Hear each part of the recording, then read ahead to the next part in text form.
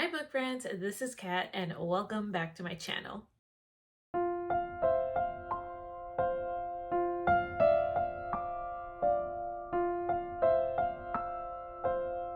Today's video, it is my recommendations and pile of possibilities for my biblical retelling challenge. So everything will be linked down below. Let's go ahead and just jump right on in.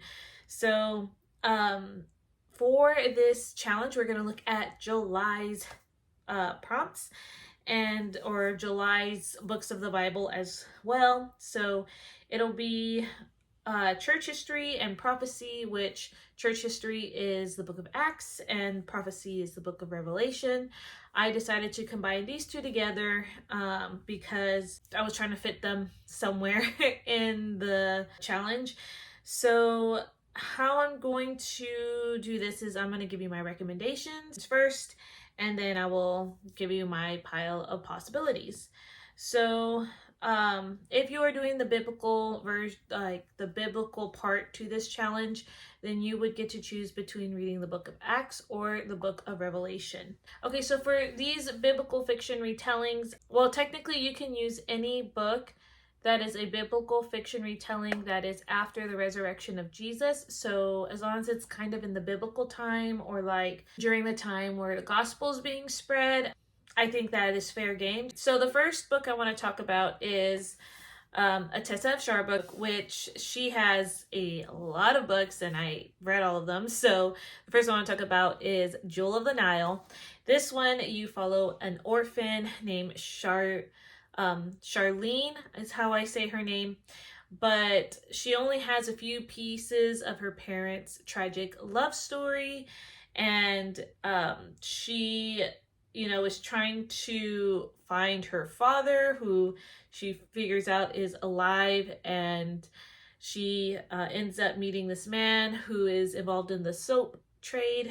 But there's intrigue in here, there's mystery, even like her heritage a little bit. Her father, she knows, is Cushite, and so there's this mystery intrigue in here. And so I have to do a reread on this one, but I believe it is during the time where the gospel is being spread as well. So I really enjoyed this book, and yeah, so this one would be a good pick.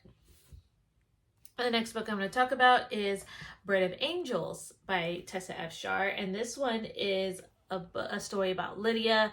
She is known for being a seller of the dye purple, and so it talks about her working with her father, and something happens, like this big betrayal happens that causes them to flee to Philippi, and then while in Philippi, she is trying to start this business on her own. And then you get people who are coming, spreading the gospel. And I believe Paul actually makes an appearance in this.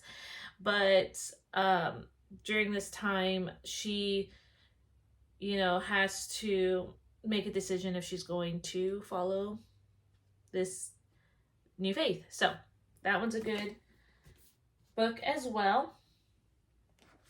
The other Tessa F. Shar book is Thief of Corinth, and this one you follow a young girl who flees from her oppressive grandfather and mother, and they're trying to force her into this marriage. She doesn't want it, so she basically runs away to go with her father because her parents are split, and wants to become his apprentice.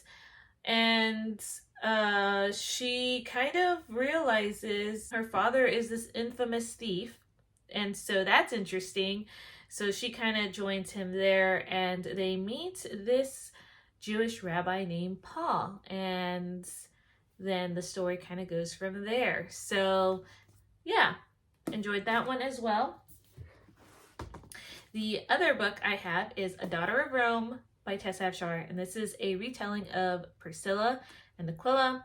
This story had all the feels. This one was really close to being my favorite, but this one, you have Priscilla, who you find out that she is of Roman descent and very wealthy. Then a series of unfortunate things happen to her to where she loses a lot of that lifestyle, and she ends up meeting Aquila. They end up meeting, getting married, but then they kind of flee the community and end up in another community. And basically, they're building this group of believers in the city that they're in. And so, yeah, it deals with a mysterious runaway, it deals with community building, it deals with betrayal. There's some loss in here too. So there's just a whole bunch of emotions in here, and that cover is just so stunning. So anyway, I really enjoyed this Priscilla retelling, and yeah. So the next ones I'm going to talk about, I have not read, but I have on my pile of possibilities. Unfortunately, I noticed that my library doesn't carry a lot of these books in biblical fiction. So I'll see if I can try to get it elsewhere, but I just thought I would name these in case you have like a Kindle or have access to a wider variety than my library does, or if you want to just go ahead and buy it, it's up to you. But I'm just going to mention these, and most of these are part of a series, but I'll let you know what series they're a part of. But we're going to start with The Gladiator by Carla Capshaw. And this is the first book in the Roman trilogy series. It is a love-inspired book, and this is about a man named Kairos who basically won his fame and freedom in the arena of the Roman Colosseum. And so he ends up obtaining this female slave, and she has this secret that she is a Christian, and this is the time where Christians are getting persecuted. And so basically it's kind of him falling in love with her, and the story ensues from there. This next book is part of the Ordinary Women of the Bible series, and this is a series of a list of different authors. You do not have to read them in order, so if you like any of these books that I'm about to mention, you can read them out of order, technically, from the series. But all right, the first one is called A Perilous Journey, and this is Phoebe's story by Mary E. DeMuth. And it says Phoebe, she takes one of Apostle Paul's letters to the church in Rome. She's on this ship, and she's overcoming the loss of security. There's overcoming deep betrayal, and apparently there's a violent pirate raid. So that sounds interesting to me, but that one could work. The next one is, in the same series, is Missionary of Hope, and this is Priscilla's story by Ginger Garrett. This is a different take on Priscilla, but according to the synopsis, Priscilla has big plans, but through circumstances, she is into this forced marriage with Aquila, and she has to adjust to her new life, and God working all things for good. The next book I have here from the same series is Befitting Royalty, and this is Lydia's story, and this is by Elizabeth Adams. And this one says Lydia is a successful business owner. She's also a widow, and she's content with her life. She is a devout Jew, but then Paul comes in and she listens to his teachings, and she accepts Jesus Christ as her savior. So the next book I have here is from the same series as Daughter of the Light, and this is Charlene's story by Melanie Dobson. And this person that we're reading from is one of Philip's prophetic daughters. I think he had 4. And she leaves fleeing persecution, and once she's in this new town, new city, she shares the good news. Some tragedy occurs, and her sisters have to work close together using the gifts that they have been given. So the next from the same series is The Dearly Beloved Appius story by Carol Tauris. Might have butchered all that, but there's the picture.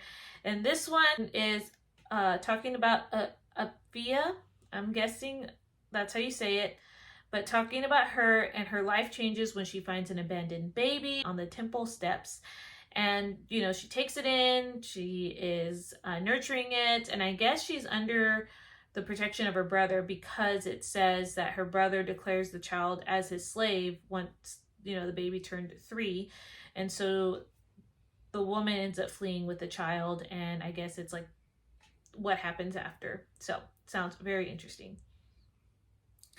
And the last book I have from this series is An Eternal Love, and this is Tabitha's story by Melanie Dobson. And essentially it says Tabitha loses her husband to the sea, and so God gives her an unexpected gift of a son, and I think he's adopted because she talks about how her son becomes reckless, and that recklessness threatens to destroy their entire community.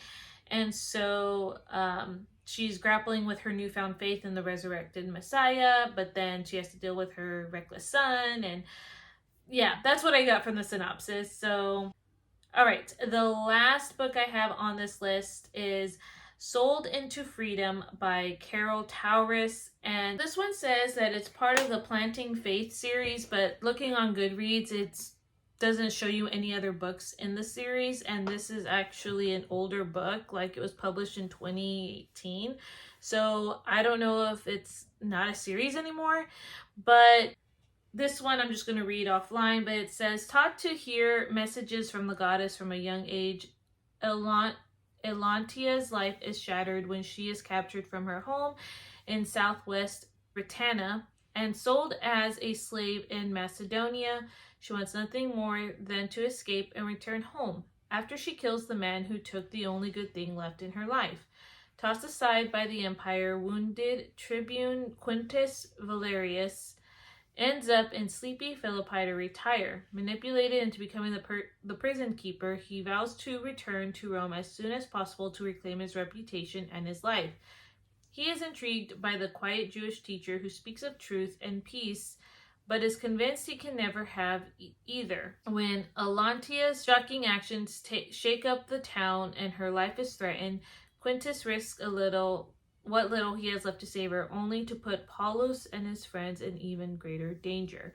So that is all that I have. And I do want to make a mention here for 2 other books series. I have one that I technically DNF'd, but I know it's a beloved series, and it's just, you know, your preference in terms of like how detailed you would want to read certain things within the series. So I think it's worth mentioning just because I know some others really like it, and that is A Voice in the Wind by Francine Rivers.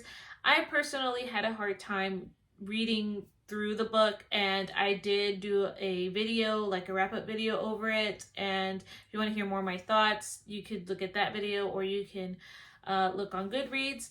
But since this is a beloved book, I thought I would mention it.